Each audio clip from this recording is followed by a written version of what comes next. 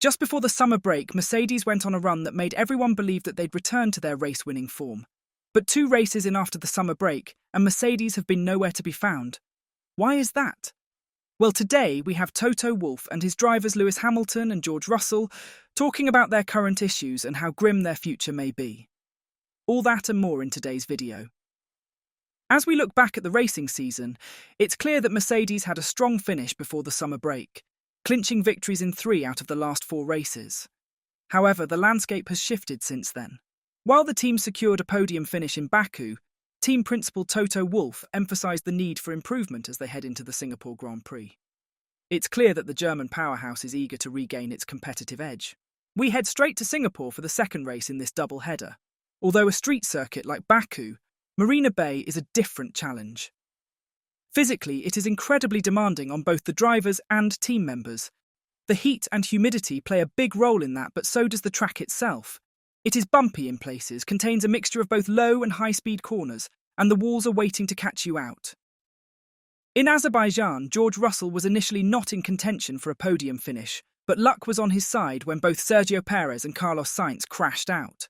Ultimately, Russell secured P3, giving the team a glimmer of hope as they work to regain their competitive edge. After a mixed weekend in Azerbaijan, we will take the learnings from Baku and aim for an improved performance in Singapore. At times our pace was strong, but we couldn't deliver that consistently. Our main challenge was controlling tyre temperatures, and something we know we need to improve upon. It is encouraging that, when we get the car working, we have the pace to be competitive. Whilst we came away with a podium, though, we know that it was fortunate. The team's head of trackside engineering, Andrew Shovlin, echoed his boss's sentiments, vowing to not be blinded by Russell's unexpected podium finish. "It was nice to get a car on the podium, but we aren't fooling ourselves," Andrew Shovlin, Mercedes trackside engineering director, said. "This weekend hasn't been good enough and we need to improve." The first stint for both drivers was weak. We couldn't stop the rear tyres from overheating, and at one point it was looking like we were in for a very difficult afternoon. The hard tyre suited us much better. George had clean air to work out how to get the best out of the tyres and maintain them in a good window. That served him well later in the race. We'd lost too much time early on in the race to stick with the leaders, but it was good to get the pass on Verstappen done, and that proved crucial for the podium. Shovlin also commented on Lewis Hamilton's race, who had to start from the pit lane after taking new power unit components.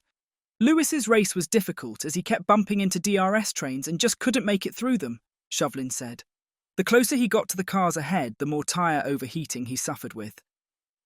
Regardless, we were not strong enough here to get a podium on merit, and that's what we need to put our efforts into resolving. We've got a different challenge in Singapore next week, but are looking forward to getting back on track. Hamilton had a very frustrating weekend in Baku, to say the least.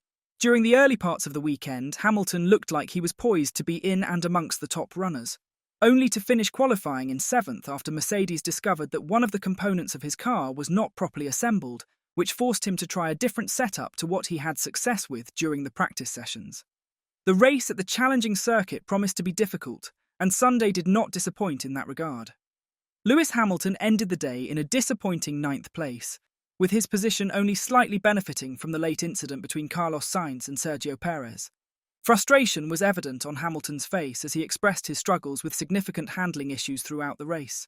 He found himself having to wrestle with the steering wheel and adapt his driving style just to get his Mercedes to turn. During the difficult race, Hamilton had radioed in to ask Bonington whether he could see how I'm having to drive this thing, suggesting there was something unusual about the handling of the W15. "It was probably the worst balance I've ever had," said Hamilton. "I had so much front-end downforce and nothing at the back. I had to tug at the wheel to break the grip at the front and slide the car through every turn. It was the strangest way to drive. I knew that I wouldn't be able to overtake. It's difficult to follow in the middle, at least be close at the end. I don't know why our pace was so bad on our side. It happens." Starting from the back of the grid put Lewis Hamilton in a challenging position, making his race even more uncomfortable. Team principal Toto Wolff addressed the strategy behind this decision, emphasising that the team is focusing on the upcoming Austin Grand Prix, where they plan to introduce a new floor. He noted that Baku offered the best opportunity for a comeback, thanks to its long straight lines. Despite the difficulties faced this weekend, Mercedes remains optimistic about their future prospects as they work to improve performance. "We decided to change the engine here and we knew it would be a tough race as it's so hard to overtake in Baku," said the Austrian. And that's exactly what it was. As soon as you get closer, you overheat the tyres and then you fall back. There were two different philosophies and we discussed them at length. You just have to swallow the pill here because starting from P7, we didn't know where it would lead us, or you do it in Austin. But we believe Austin is an opportunity, so that's the decision we made. Good or bad, I don't know, it was a difficult choice. Toto then went on and expounded about the team's plans for the upcoming races, specifically the US GP in Austin, where he says the team will be introducing an upgrade to the car's floor. At Spa, Mercedes experimented with a new floor during practice, but ultimately decided against using it for the race, where George Russell and Lewis Hamilton finished in first and second. The updated version made its appearance again at Zandvoort and Monza, resulting in two challenging weekends for the team. For the Azerbaijan race, they reverted to the old floor, but George Russell is set to use the new version once more in Singapore.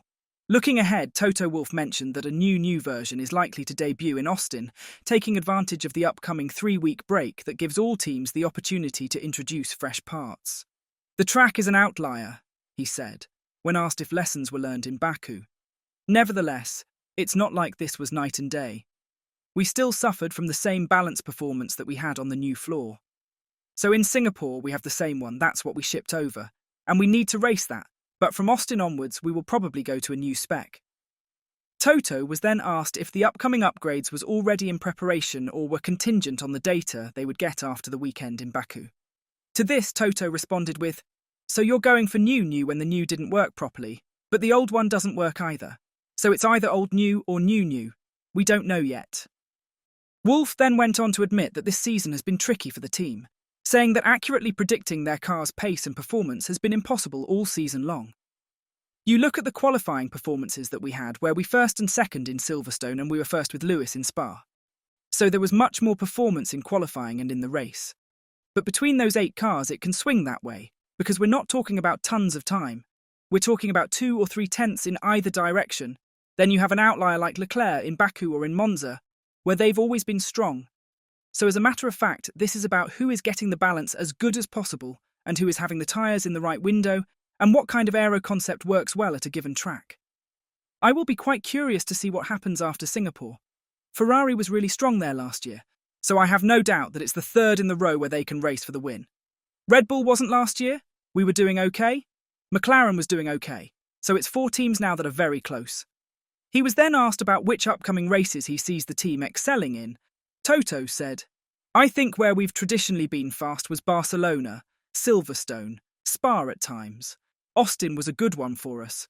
Brazil was a good one for us. Not so many good ones left. But the pattern in Ferrari is every year the same, whether they are going for a championship win or not. It's those 5 tracks where they are exceptional and the driver is exceptional." So what do you think? Will Mercedes regain the form they had just before the summer break? Let us know in the comments section. Thanks for watching.